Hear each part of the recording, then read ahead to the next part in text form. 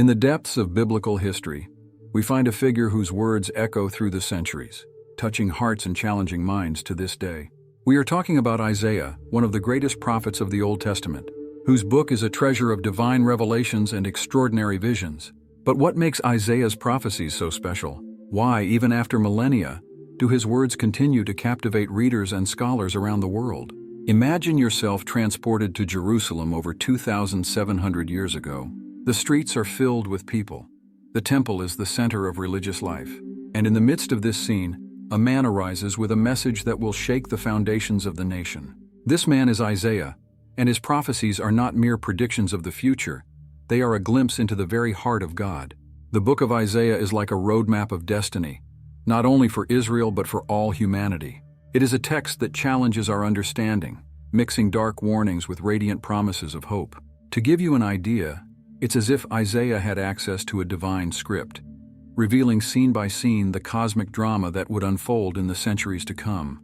But don't think that Isaiah was a distant man lost in heavenly visions. No, my dear, he was deeply engaged with his people and his time. Isaiah saw the corruption of leaders, social injustice, religious hypocrisy, and he did not remain silent. His words were like thunder, warning of the divine judgment that would come if the people did not repent.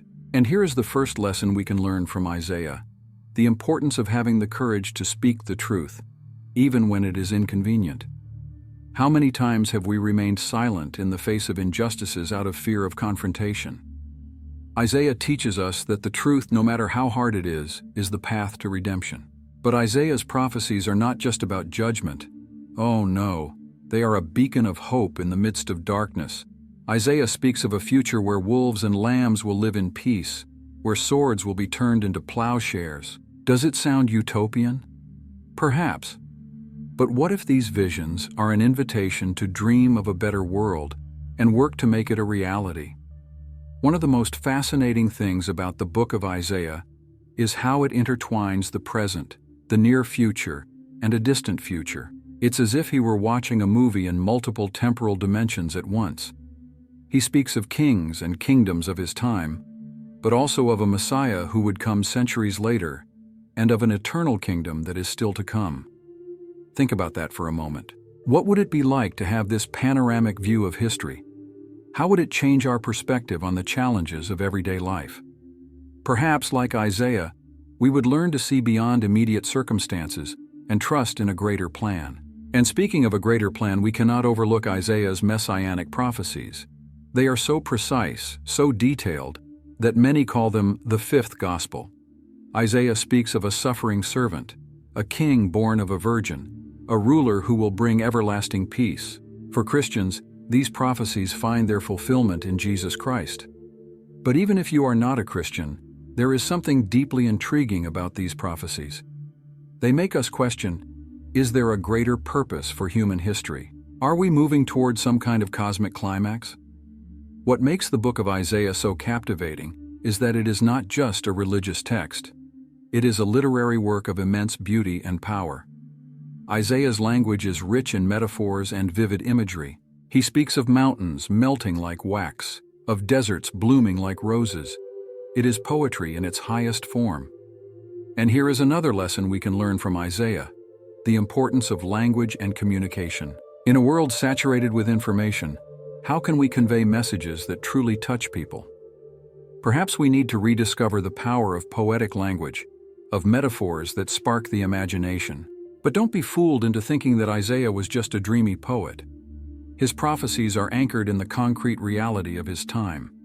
He names kings, speaks of political alliances, comments on the economic situation. It is a reminder that authentic spirituality does not distance us from the world. It engages us more deeply with it. This leads us to a crucial question: how do we balance our spiritual vision with our involvement in the world?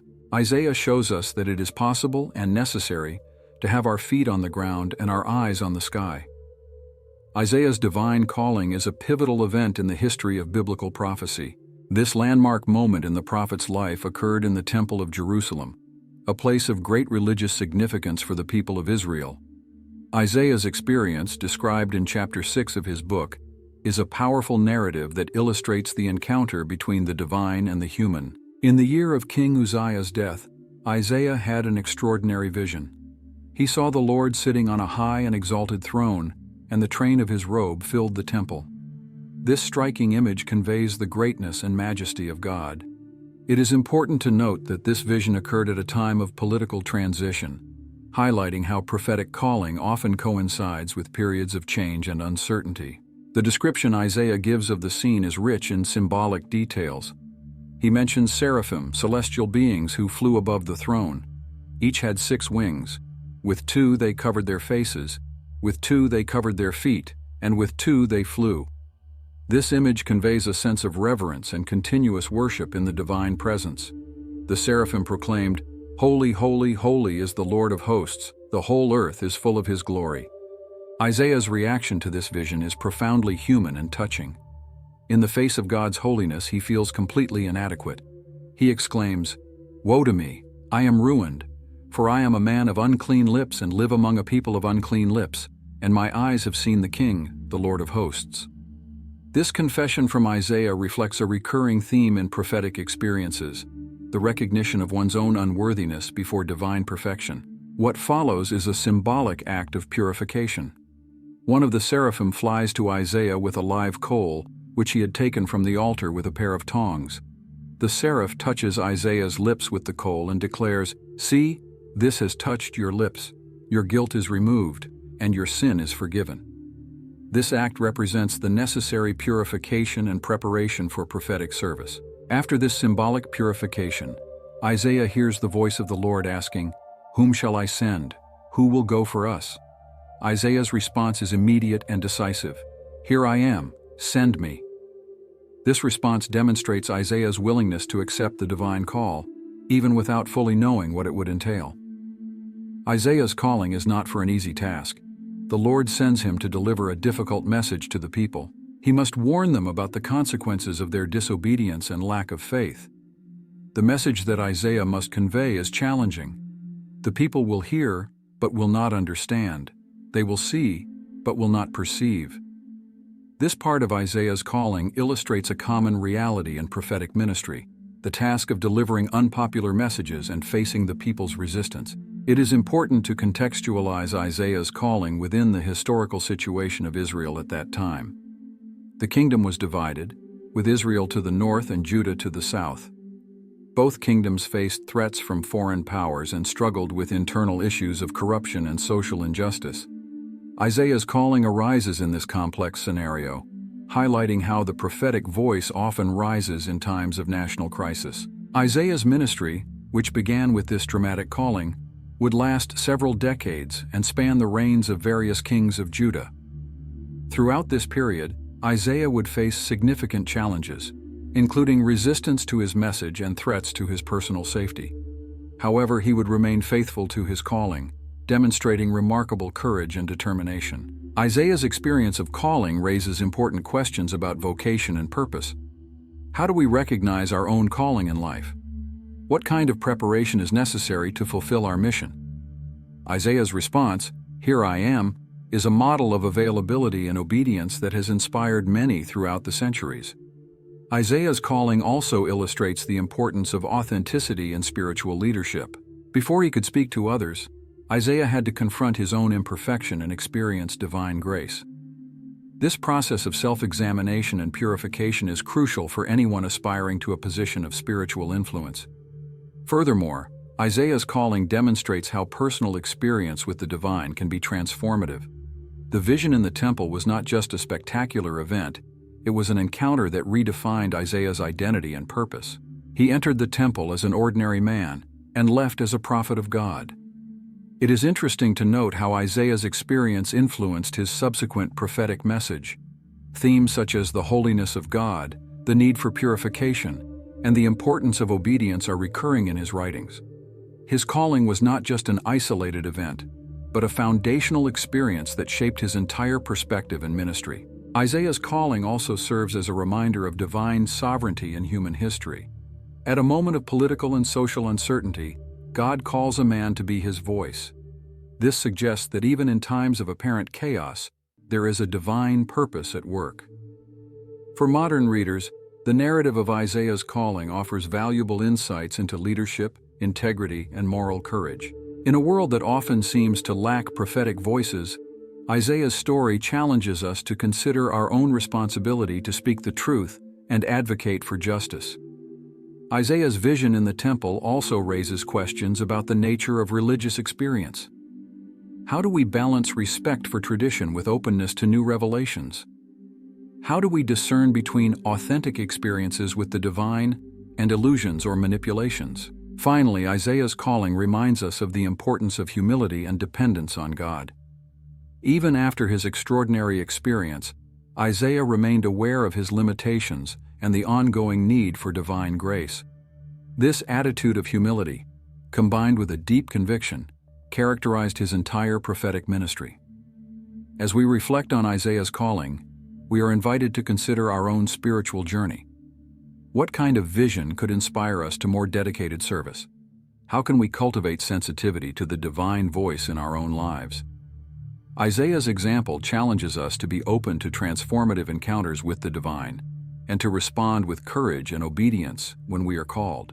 The Messianic revelations contained in the book of Isaiah are considered some of the most significant and detailed in the entire Old Testament. These prophecies have not only shaped the expectations of the Jewish people for centuries, but have also been the subject of intense study and debate among biblical scholars, theologians, and historians. One of the most well-known Messianic prophecies of Isaiah is found in chapter 7, verse 14. "Therefore the Lord himself will give you a sign. The virgin will conceive and give birth to a son, and will call him Emmanuel." This prophecy, known as the prophecy of the Virgin, has been interpreted by many Christians as a direct prediction of the birth of Jesus Christ. The name Emmanuel, which means God with us, is seen as a reference to the divine nature of the promised Messiah. It is important to note that this prophecy arose in a specific historical context. Isaiah pronounced it during the reign of King Ahaz of Judah, at a time when the kingdom was threatened by enemies. The prophecy, therefore, had an immediate significance for Isaiah's contemporaries, as well as a long-term significance that Christians later interpreted as fulfilled in Jesus. Another notable messianic prophecy is found in chapter 9, verses 6, 7. "For unto us a child is born, unto us a son is given, and the government will be upon his shoulders. And he will be called Wonderful Counselor, Mighty God, Everlasting Father, Prince of Peace. Of the increase of his government and peace there will be no end. He will reign on David's throne and over his kingdom, establishing and sustaining it with justice and righteousness from that time on and forever." This passage describes an ideal ruler whose qualities surpass those of an ordinary human king. The titles attributed to this ruler, Wonderful Counselor, Mighty God, Everlasting Father, Prince of Peace, are extraordinarily elevated. They suggest a leader who would combine wisdom, divine power, paternal care, and the ability to establish lasting peace. For many interpreters, these qualities point to a figure who is more than a mere human king, a divine Messiah. In chapter 11, Isaiah continues to develop the theme of the Messiah, describing him as a shoot that will come up from the stump of Jesse, the father of King David. This imagery evokes the idea of a new beginning, a rebirth of the Davidic lineage. The Messiah is portrayed as someone filled with the Spirit of the Lord, possessing wisdom, understanding, counsel, power, knowledge, and fear of the Lord. One of the most striking characteristics of this Messiah, according to Isaiah, is his ability to judge with justice and equity. He will not judge by appearances, nor make decisions based solely on what he hears, but will judge the needy with justice and make right decisions on behalf of the poor. This emphasis on social justice and protection of the vulnerable is a recurring theme in Isaiah's prophecies. Chapter 53 of Isaiah contains one of the most well-known and debated messianic prophecies. In it, Isaiah describes a suffering servant who bears the pains and transgressions of many. This figure is depicted as someone who was despised and rejected, familiar with suffering, and who, through his suffering, brings healing and redemption to others. The description of the suffering servant is remarkably detailed and moving. "But he was pierced for our transgressions, he was crushed for our iniquities. The punishment that brought us peace was on him, and by his wounds we are healed." Isaiah 53, 5. This passage has been interpreted by many Christians as a prediction of the sacrificial death of Jesus Christ. It is important to note that interpretations of these prophecies vary among different religious traditions. While Christians generally see these passages as direct references to Jesus Christ, Jews traditionally interpret them differently, often applying them to the people of Israel as a whole or to specific historical figures. Isaiah's messianic prophecies also include visions of an ideal future, often referred to as the Messianic age. In chapter 2, for example, Isaiah describes a time when all nations will flow to Jerusalem to learn the ways of God. He envisions a time of universal peace, where nations will beat their swords into plowshares and their spears into pruning hooks. Nation will not take up sword against nation, nor will they train for war anymore. This vision of universal peace and harmony among nations has captured the imagination of people throughout the centuries. It presents an ideal of a transformed world where conflicts and wars are a thing of the past. For many, this vision serves as an inspiration and a call to work toward a more peaceful and just world. Another notable messianic prophecy is found in chapter 35, where Isaiah describes a radical transformation of nature. He speaks of deserts blooming, the blind regaining sight, the deaf hearing, and the lame leaping. This poetic language suggests a complete restoration, not only of humanity but of all creation. Isaiah's messianic prophecies are remarkable not only for their content, but also for their enduring influence. They have shaped messianic expectations in Judaism and played a crucial role in the formation of early Christian Christology. The authors of the New Testament frequently quote or allude to these prophecies, seeing them as fulfilled in Jesus Christ. For modern readers, Isaiah's messianic prophecies continue to be a source of reflection and inspiration. They raise important questions about hope, redemption, and the role of divine leadership in human history. Regardless of the specific interpretation, these prophecies present a powerful vision of a transformed future and an ideal leader who brings justice, peace, and healing. The messianic revelations of Isaiah also invite us to reflect on our own expectations and hopes for the future. What kind of leader and what kind of world do we long for? How can we work to realize, even partially, the vision of peace and justice that Isaiah describes? As we continue to explore Isaiah's prophecies, we see how they intertwine with themes of judgment and redemption, forming a complex and rich narrative about the relationship between God and humanity. This interconnection between different parts of the book of Isaiah naturally leads us to the next topic of our discussion: the messages of judgment and hope that permeate his prophecies. The prophecies of Isaiah present a striking duality between messages of judgment and promises of redemption. This tension between warning and hope is a central characteristic of the book, reflecting the complexity of the relationship between God and his people. Isaiah does not hesitate to denounce sin and announce the consequences of disobedience, but he also offers visions of a restored and glorious future. The theme of judgment is prominent in the early chapters of the book. Isaiah begins with a strong accusation against Judah and Jerusalem. "Ah, sinful nation, a people laden with iniquity, a brood of evildoers, children who are corrupt. They have forsaken the Lord. They have despised the Holy One of Israel. They have turned their back." Isaiah 1:4. This strong language sets the tone for many of the warnings that will follow.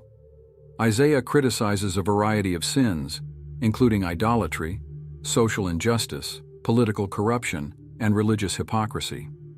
He condemns those who call evil good and good evil, Isaiah 5:20, highlighting the inversion of moral values in society.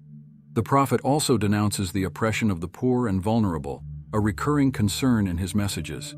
Isaiah's warnings are not limited to Judah and Israel alone. He also prophesies judgments against various neighboring nations, including Babylon, Assyria, Egypt, and others. These prophecies against the nations, found in chapters 13-23, demonstrate God's sovereignty over all peoples and serve as a reminder that no nation is beyond the reach of divine judgment. An important aspect of Isaiah's messages of judgment is their conditional nature. The prophet often presents judgment as a consequence of persistence in sin, but he also offers the possibility of repentance and restoration. For example, in chapter 1, after a series of accusations, God invites the people, "Come now, let us reason together, says the Lord. Though your sins are like scarlet, they shall be as white as snow." Isaiah 1:18. This offer of forgiveness and purification is a recurring theme in the book, serving as a bridge between the messages of judgment and the promises of redemption. Isaiah constantly reminds his audience that God's ultimate purpose is not destruction, but restoration. The promises of redemption in Isaiah are some of the most beautiful and inspiring in the entire Bible. They encompass a wide range of themes, including national restoration, personal healing, spiritual transformation, and cosmic renewal. One of the most memorable promises is found in chapter 2, where Isaiah describes a future in which all nations will flow to Jerusalem to learn the ways of God. This vision of universal peace and harmony among the nations stands in stark contrast to the realities of conflict and division that Isaiah observed in his own time. Another powerful promise of redemption is found in chapter 35, where Isaiah paints a vivid picture of restoration. "The desert and the dry land shall be glad. The wilderness shall rejoice and blossom like the crocus. Then the eyes of the blind shall be opened and the ears of the deaf unstopped. Then shall the lame leap like a deer, and the tongue of the mute sing for joy." This poetic language suggests a complete transformation, not only of humanity, but of all creation. Isaiah's promises of redemption often intertwine with his messianic prophecies. The promised Messiah is portrayed as the agent of God's redemption, bringing justice, peace, and healing. In chapter 61, for example, the Messiah declares, "The Spirit of the Sovereign Lord is on me, because the Lord has anointed me to proclaim good news to the poor. He has sent me to bind up the brokenhearted, to proclaim freedom for the captives and release from darkness for the prisoners." A remarkable aspect of Isaiah's promises of redemption is their cosmic dimension. The prophet's vision encompasses not only the restoration of Israel or even humanity, but all of creation. In chapter 65, Isaiah speaks of new heavens and a new earth, a vision of total renewal that would later be echoed in the book of Revelation. The tension between judgment and redemption in Isaiah's prophecies reflects a deep understanding of the nature of God and the divine-human relationship. God is portrayed as just and holy, unable to tolerate sin, but also as merciful and loving, always offering an opportunity for repentance and restoration. This duality in Isaiah's messages serves several purposes. First, it motivates repentance, showing the consequences of sin while also offering hope of forgiveness. Second, it maintains a healthy tension between the fear of God and trust in His mercy. Third, it provides comfort in times of affliction, assuring that judgment is not God's final word. For modern readers, the messages of judgment and redemption in Isaiah remain relevant. They challenge us to examine our own lives and societies in light of God's divine standards of justice and righteousness. At the same time, they offer hope that, no matter how bleak the situation may seem, there is always the possibility of redemption and renewal. Isaiah's prophecies also invite us to reflect on the nature of justice and mercy. How can we seek justice in our world without losing sight of the importance of forgiveness and reconciliation? How can we maintain hope in times of adversity, trusting in God's promises of redemption? Moreover, Isaiah's visions of a transformed future challenge us to work for justice and peace in our own time. While the full realization of these promises may be beyond our capacity, we can still strive to incorporate their principles into our lives and communities. As we continue our exploration of Isaiah's prophecies, we see how the themes of judgment and redemption intertwine with his other messages, including messianic prophecies and visions of the future. This interconnectedness naturally leads us to the next topic of our discussion, the enigmatic figure of the suffering servant, one of the most impactful and debated prophecies in the book of Isaiah. Among the many remarkable prophecies of Isaiah, the description of the suffering servant stands out as one of the most profound and impactful. This enigmatic figure, presented primarily in the so-called Songs of the Servant, found in Isaiah 42, 49, 50, and 52, 53, has been the subject of intense study and debate among biblical scholars, theologians, and historians over the centuries. The suffering servant is portrayed as someone chosen by God for a special mission, but whose life is marked by suffering and rejection. The most detailed and moving description of the servant is found in chapter 53, often referred to as the fourth song of the servant. This passage presents a powerful narrative of vicarious suffering and redemption. The chapter begins with a startling description of the servant. He grew up before him like a tender shoot, and like a root out of dry ground. He had no beauty or majesty to attract us to him, nothing in his appearance that we should desire him. Isaiah 53, 2. This image of a humble and unappealing figure sharply contrasts with traditional expectations of a powerful leader or a glorious Messiah. The narrative continues by describing how the servant was despised and rejected by men, a man of sorrows and familiar with suffering. 53, 3. The text emphasizes that the servant's suffering is not a result of his own sins, but rather that he bears the pains and transgressions of others. Surely he took up our pain and bore our suffering. He was pierced for our transgressions. He was crushed for our iniquities. 53, 4, 5. One of the most notable aspects of this prophecy is the idea that the servant's suffering has a redemptive purpose. The text states that the punishment that brought us peace was on him, and by his wounds we are healed. 53, 5. This notion of vicarious suffering, where one person suffers for the benefit of others, is central to understanding the role of the servant. The prophecy also highlights the servant's attitude in the face of suffering. He was oppressed and afflicted, yet he did not open his mouth. He was led like a lamb to the slaughter, and as a sheep before its shearers is silent, so he did not open his mouth. 53, 7. This image of voluntary submission to suffering is deeply moving, and has been a source of reflection and inspiration for many throughout the centuries. The interpretation of this prophecy has been the subject of much debate. In the Christian tradition, the suffering servant is often identified with Jesus Christ. Many Christians see in this passage a detailed foreshadowing of the life, death, and resurrection of Jesus, particularly his sacrificial death on the cross. The authors of the New Testament frequently allude to this passage in their descriptions of Jesus. In the Jewish tradition, interpretations of the suffering servant have varied over time. Some interpretations view the servant as a collective figure representing the entire people of Israel. Others have identified him with specific historical figures, such as Isaiah himself or other prophets. Still, others have interpreted him as a future Messianic figure. Regardless of the specific interpretation, the prophecy of the suffering servant raises profound questions about the nature of suffering, the meaning of sacrifice, and the role of the individual in collective redemption. It challenges simplistic notions of reward and punishment, presenting a more complex view where suffering can have redemptive purposes. A particularly intriguing aspect of the prophecy is the transformation it describes. The servant, initially despised and rejected, is ultimately exalted. After he has suffered, he will see the light of life and be satisfied. Therefore I will give him a portion among the great, and he will divide the spoils with the strong. 53, 11, 12. This dramatic reversal suggests that the path to true greatness may, paradoxically, pass through suffering and humiliation. For modern readers, the prophecy of the suffering servant continues to be a rich source of reflection. It invites us to reconsider our attitudes toward suffering and sacrifice. In a world that often values visible success and self-assertion, the figure of the servant reminds us that there is power in humility and in the willingness to suffer for the sake of others. The prophecy also raises important questions about justice and forgiveness. How can we reconcile the idea of a just God with the notion of vicarious suffering?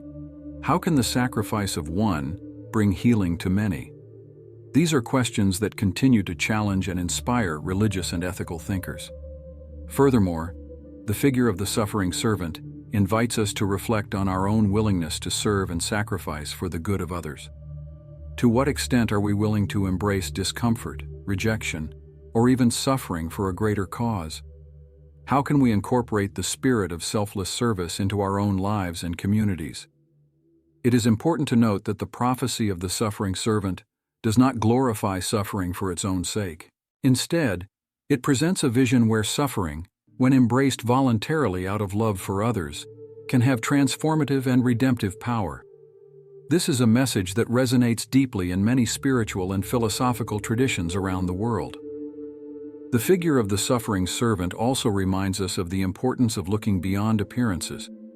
In a culture that often judges by the exterior, the prophecy challenges us to recognize the greatness that may be hidden in humility and selfless service.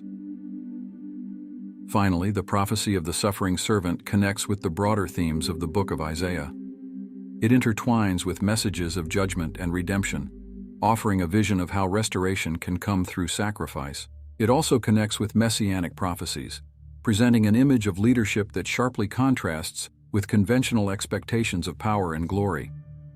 As we continue our exploration of the prophecies of Isaiah, we see how the figure of the suffering servant adds a profound and moving dimension to the prophet's message.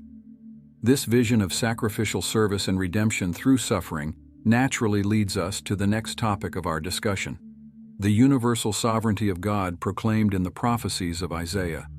A central and recurring theme in the prophecies of Isaiah is the affirmation of God's universal sovereignty. Throughout the book, Isaiah presents a vision of God that transcends national and ethnic boundaries, governing not only over Israel but over all nations and indeed over all creation. This emphasis on God's universal sovereignty is particularly remarkable, considering Isaiah's historical context. In a world where each nation had its own local deities, the assertion of a God who rules over all nations was a bold and revolutionary statement. Isaiah repeatedly proclaims that the God of Israel is, in fact, the God of the entire earth. One of the most powerful expressions of this universal sovereignty is found in chapter 40. Who has measured the waters in the hollow of his hand, or with the breadth of his hand marked off the heavens? Who has held the dust of the earth in a basket, or weighed the mountains on the scales and the hills in a balance? Isaiah 40:12. This poetic language portrays God as the creator and sustainer of the entire universe, not just of one nation or region. Isaiah also emphasizes God's sovereignty over human history. He presents God as the one who raises up and brings down nations, who even uses pagan empires as instruments of his purpose. In chapter 10, for example, God describes Assyria as the rod of my anger, 10:5, an instrument of judgment against Israel. However, Isaiah also warns that Assyria, in turn, will face judgment for its own arrogance and cruelty. This view of divine sovereignty over the nations is particularly evident in the so-called Oracles Against the Nations, chapters 13-23. In these chapters, Isaiah prophesies judgments against various neighboring nations, including Babylon, Assyria, Egypt, and others. These prophecies serve to demonstrate that no nation is beyond the reach of God's governance. An intriguing aspect of God's sovereignty in Isaiah's prophecies is the way it relates to human freedom. While God is presented as sovereign over all events, Isaiah also emphasizes human responsibility. Nations and individuals are called to repentance and obedience, suggesting that their choices have real consequences within God's sovereign plan. God's sovereignty in Isaiah's prophecies is not merely a matter of power, but also of purpose. Isaiah presents a vision of God working through history to accomplish his redemptive plans. In chapter 45, God declares, "I form the light and create darkness. I bring prosperity and create disaster. I, the Lord, do all these things." 45:7. This statement suggests that even seemingly negative events are part of God's greater plan. A particularly notable aspect of God's sovereignty in Isaiah is the way it extends into the future. Isaiah often presents God as the one who declares the end from the beginning, 46:10. This ability to foresee and shape the future is presented as proof of true divinity, in contrast to idols that cannot foresee or influence future events. God's universal sovereignty in Isaiah also has implications for the understanding of salvation. While Isaiah often focuses on Israel as God's chosen people, he also presents a vision of salvation that extends to all nations. In chapter 2, for example, he describes a future where many peoples will come to the mountain of the Lord to learn his ways. This universalist vision reaches its peak in chapter 56, where God declares, "My house will be called a house of prayer for all nations." 56:7. This statement suggests that God's ultimate plan is to include people from all nations in his kingdom. For modern readers, Isaiah's emphasis on God's universal sovereignty offers several important lessons. First, it reminds us that no aspect of our lives or the world is outside of God's control. This can be a source of comfort in times of uncertainty or crisis. Second, Isaiah's vision challenges any tendency toward narrow nationalism or religious exclusivism. If God is sovereign over all nations, then all people, regardless of their ethnic or national origin, are equally objects of His care and potential recipients of His grace. Third, God's sovereignty in Isaiah's prophecies encourages us to view global events from a broader perspective. Even when circumstances seem chaotic or unjust, we can trust that God is working to accomplish His greater purposes. Isaiah's vision also raises challenging questions. How do we reconcile God's sovereignty with the evident evil and suffering in the world? How do we balance the affirmation of divine sovereignty with the recognition of human responsibility? These are questions that theologians and philosophers have debated for centuries, and Isaiah's prophecies continue to be a rich source for such reflection. Moreover, God's universal sovereignty in Isaiah's prophecies has implications for our understanding of justice and ethics. If God is sovereign over all nations, then all nations are accountable to His standards of justice. This challenges us to think globally about issues of social justice, human rights, and care for creation. Finally, Isaiah's vision of God's sovereignty invites us to a more humble perspective on our place in the universe. Recognizing God's greatness and power can help us maintain our own struggles and achievements in perspective, inspiring us to trust more fully in God and seek His will in our lives. As we continue our exploration of Isaiah's prophecies, we see how the affirmation of God's universal sovereignty intertwines with the other main themes of the book, including judgment, redemption, and the Messianic promise.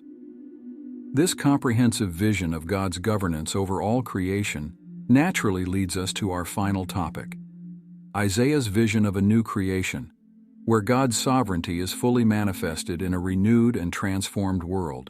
The prophecies of Isaiah culminate in a grand and inspiring vision of a new creation, where God's sovereignty is fully manifested and all of creation is transformed and renewed. This vision of a glorious future serves as a climax for many of the themes that permeate the book, offering hope and comfort amidst messages of judgment and challenge. The vision of the new creation in Isaiah is most explicitly expressed in the final chapters of the book, particularly in chapters 65 and 66. In chapter 65, verse 17, God declares, "Behold, I am creating new heavens and a new earth. The former things will not be remembered, nor will they come to mind." This powerful declaration suggests a radical and complete transformation of reality as we know it. It is important to note that the idea of new heavens and a new earth does not necessarily imply the total destruction of the current world, but rather its renewal and transformation. Isaiah's vision is of a world where the effects of sin and the curse are finally and completely reversed. The description that Isaiah provides of this new creation is rich in vivid and poetic imagery. He speaks of a place where the voice of weeping and the cry of distress will no longer be heard. 65:19. He describes extraordinary longevity where the one who dies at 100 will be considered a youth. 65:20. There are images of prosperity and security where people will build houses and dwell in them, and will plant vineyards and eat their fruit. 65:21. One of the most memorable images of the new creation in Isaiah is the transformation of nature. In chapter 11, the prophet speaks of a time when the wolf will live with the lamb, the leopard will lie down with the goat, the calf, the lion, and the fattened calf will graze together, and a child will lead them. 11:6. This vision of harmony in nature, where predators and prey coexist peacefully, symbolizes the complete restoration of the original order of creation. The new creation in Isaiah is not only a physical transformation, but also a moral and spiritual one. The prophet speaks of a time when the earth will be filled with the knowledge of the Lord as the waters cover the sea. 11:9. This image suggests a transformation of human consciousness, where the knowledge and worship of God will be universal. An important aspect of the vision of the new creation in Isaiah is its social and political dimension. The prophet speaks of a just ruler who will judge with justice for the needy and will make decisions for the poor of the earth. 11:4. This vision of perfect justice and righteous government stands in stark contrast to the realities of oppression and injustice that Isaiah frequently denounces in his own time. The new creation in Isaiah also has a cosmic dimension. In chapter 60, the prophet speaks of a time when the sun will no longer be your light by day, nor will the brightness of the moon illuminate you, for the Lord will be your everlasting light. 60:19. This image suggests a radical transformation not only of the earth but of the entire cosmos. It is important to note that, although the vision of the new creation is often associated with a distant future or the end of times, Isaiah presents it as something that is already beginning to manifest. In chapter 43, God declares, "Behold, I am doing a new thing. It is already springing forth. Do you not perceive it?" 43:19. This suggests that the new creation is not merely a future hope, but a reality that is already unfolding in the present. For modern readers, the vision of the new creation in Isaiah offers several important lessons. First, it gives us hope amidst the difficulties and challenges of the present. The promise of a future where every tear will be wiped away and every injustice will be corrected can be a source of comfort and strength. Second, the vision of the new creation challenges us to live according to the values of that future kingdom in the present. If we are destined for a world of peace, justice, and harmony, how can we begin to incorporate those values into our lives and communities now? Third, Isaiah's vision reminds us of the interconnectedness of all creation. The transformation he describes is not limited to human beings, but encompasses all of nature. This can inspire us to a greater ecological awareness and a deeper sense of stewardship of creation. The vision of the new creation in Isaiah also raises important questions for reflection. How do we balance hope for a transformed future with the responsibility to act in the present? How does the promise of a new creation shape our understanding of the purpose and meaning of history? Moreover, Isaiah's vision invites us to expand our imagination about what is possible. In a world often characterized by cynicism and hopelessness, the boldness of Isaiah's vision challenges us to dream big and believe in the possibility of radical transformation. Finally, the vision of the new creation in Isaiah reminds us that history has a purpose and direction. We are not trapped in an endless cycle of repetition, but are moving towards a glorious destiny. This perspective can give us a deeper sense of meaning and purpose in our daily lives. The prophecies of Isaiah form a richly woven tapestry of visions, warnings, and promises that continue to captivate and challenge readers to this day. From Isaiah's dramatic call in the temple to his visions of a new creation, the book takes us on a journey through the highs and lows of Israel's history, always pointing towards a future of hope and redemption. The themes we explored: the prophetic call, the Messianic revelations, the messages of judgment and redemption, the figure of the suffering servant, the universal sovereignty of God, and the vision of the new creation, intertwined to form a powerful narrative about the relationship between God and humanity. Isaiah presents to us a God who is both transcendent in his holiness and intimately involved in human affairs, a God who judges sin, yet always offers hope for restoration. The prophecies of Isaiah invite us to look beyond our immediate circumstances and glimpse God's greater plan for history. They challenge us to live with integrity, to seek justice, and to trust in God's promises, even in times of adversity. Above all, they inspire us with a vision of a future where all creation will be renewed and the glory of God will be fully manifested. May the words of this ancient prophet continue to echo in our hearts, challenging us to live with hope and purpose as we await the full realization of his glorious visions.